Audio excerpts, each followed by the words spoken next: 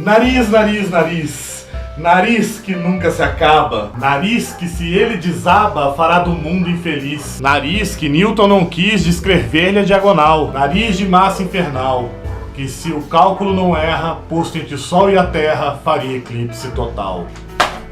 Ai!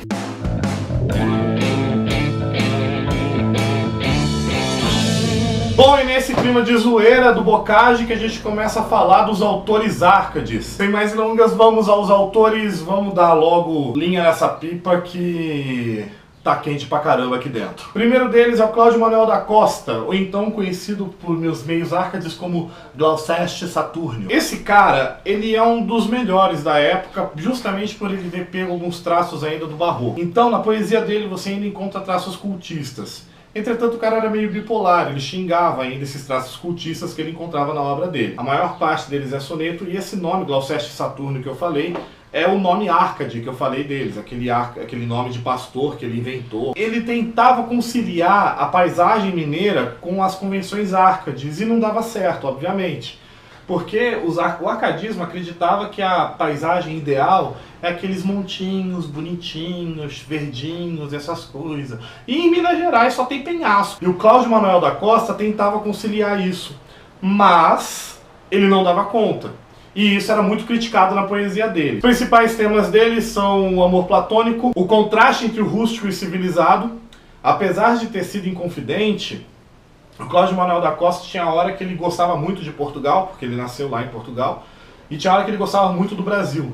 E justamente era a questão do rústico e civilizado. O rústico, no caso, é o Brasil, e o civilizado é Portugal. E a Nise, que é a musa dele, aquela coisa que eu falei pra vocês, que todo poeta Árcade tem um nome inventado e tem uma musa inventada, que é a mulher que ele vai ter os dissabores dele, da vida e essas coisas todas. Tomás Antônio da Gonzaga, ou Dirceu, ou Critilo, depende do poema que você está pecando, ele é o principal poeta Árcade brasileiro. Não tem muito o que falar das características do Tomás Antônio da Gonzaga, porque o cara, ele emulava com perfeição o arcadismo, com exceção de duas coisas. O lirismo como expressão pessoal.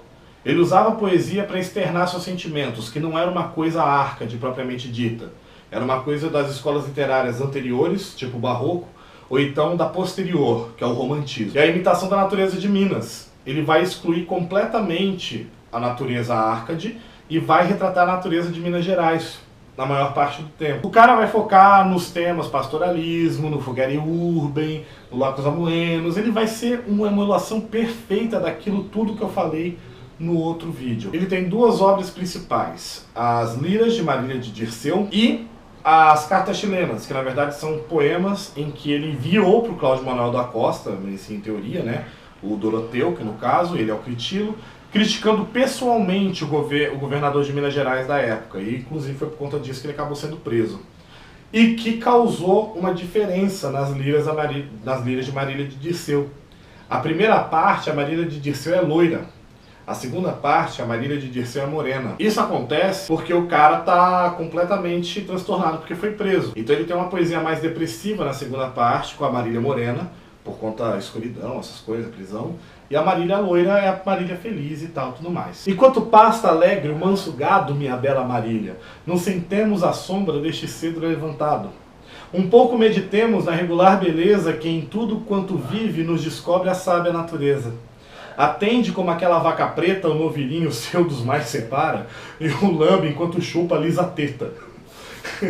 Atende mais, ó cara, como a ruiva cadela suporta que lhe morda o filho o corpo e salte em cima dela. Repara como cheia de ternura entre as asas ao filho essa ave aquenta, como aquela esgravata a terra dura e os seus assim sustenta. Como se encoleriza e salta sem receio a todo vulto que junto deles pisa. Que em gosto não terá a esposa amante quando der ao filhinho o peito brando e refletir então no seu semblante. Quando, Marília, quando disser consigo, é esta, de teu querido pai a mesma barba, a mesma boca, a testa. Isso daqui é um exemplo da poesia Árcade do Tomás Antônio da Gonzaga. Ele está falando de como vai ser linda a família dele. Ele vê a natureza como exemplo de como deve se relacionar pais e filhos, mães e filhos, essas coisas todas. E isso é um exemplo de como o arcadismo se fundamenta mesmo, ok? Vale a pena dar uma olhada num poema chamado Alteia, que é um dos poemas mais árcades já escritos, se eu não me engano, é do Cláudio Manuel da Costa. Eu tenho que citar dois autores árcades brasileiros, que eles, na verdade, são antecipações do romantismo, que é a próxima escola literária. Vamos a eles. Basílio da Gama, que escreveu O Uruguai, narra o conflito entre os índios e os 7 povos das missões lá. Então você tem uma situação em que você tem um herói português ajudando os índios e os jesuítas vilões. Apesar de ser um poema épico, em teoria de inspiração camoniana, ele não tem nada que lembre o poema camoniano. Os versos são livres, os versos são brancos, enfim, ele não se importa muito com a rigidez formal como o Camões se importava. E o Frei Santa Rita Durão, eu nunca vou ter maturidade para dizer esse nome, que escreveu o Caramuru. Esse sim é idêntico ao modelo camoniano, decassílabo, 10 cantos, várias estrofes com 8 versos cada, enfim. E a ideia de você... E é uma antecipação romântica, que é a ideia do... Aí no caso você tem um português que se alia com os índios e que aí ele passa a ter o nome Caramuru, que é o Diego Álvares Corrêa.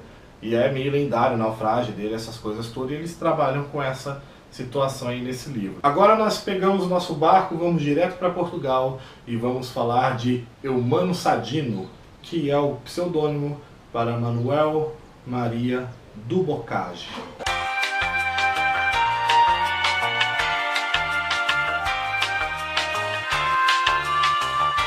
Esse disforme rígido porraz do semblante me faz perder a cor, e assombrado de espanto e de terror, dar mais de 5 passos para trás. A espada do membrudo ferrabrás, de certo não metia mais horror. Esse membro é capaz até de pôr a amotinada Europa toda em paz. Creio que nas fodais recreações não te hão de a rija máquina sofre os mais corridos sórdidos cações. De Vênus não desfrutas o prazer, que esse monstro que alojas nos calções é porra para mostrar, não de fuder. Esse poema é sobre um pau grande e que só o Percival tem. Não são muito bons assim para fazer sexo, é bom para você mostrar, mas não para dar aquela bimbada. O Bocage, gente, ele foi um cara muito sacana pro seu tempo, sabe? Hoje em dia, tá, esse tipo de coisa não se pega tanto, né? Hoje em dia tem pinto pra tudo quanto é lado. Mas o Bocage, ele exagerava nessa coisa, principalmente quando ele era mais novo. Lá em Quando Mim Perder a Humanidade, mais um daqueles que não fazem falta, verbigratia, o teólogo, Peralta, algum duque ou marquês ou conde. Não quero funeral comunidade, que engrole subvenites em voz alta. Pingados gatarrões, gente de Malta, eu também vos dispenso a caridade. Mas quando ferrugenta inchada idosa sepulcro me cavar em ermo outeiro, lavra-me este epitáfio mão piedosa. Aqui dorme Bocage, o putanheiro. Passou a vida folgada e milagrosa, comeu, bebeu, fodeu sem ter dinheiro. É um poema muito à frente de seu tempo, sabe?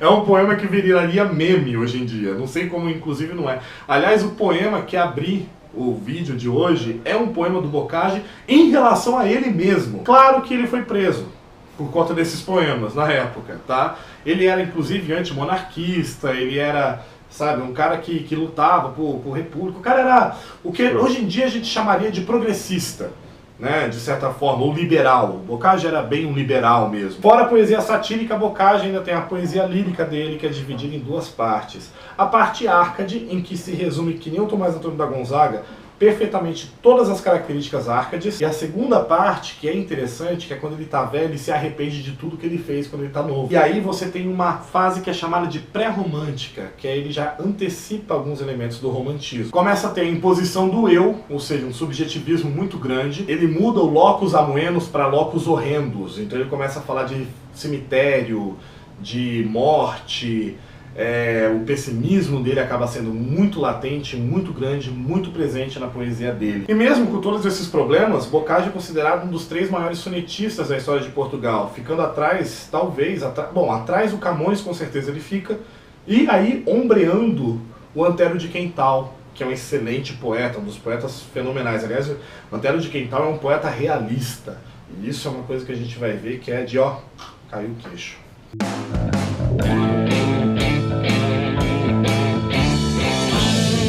Bom, gente, obrigado por ter assistido mais esse vídeo. Se você gostou, dá aquele curtir, dá aquela compartilhada. O Monza tá caro, pelo amor de Deus. Caso tenha alguma dúvida, assista a primeira parte do vídeo, que foi publicado semana passada. Caso não tenha outra dúvida, tchau.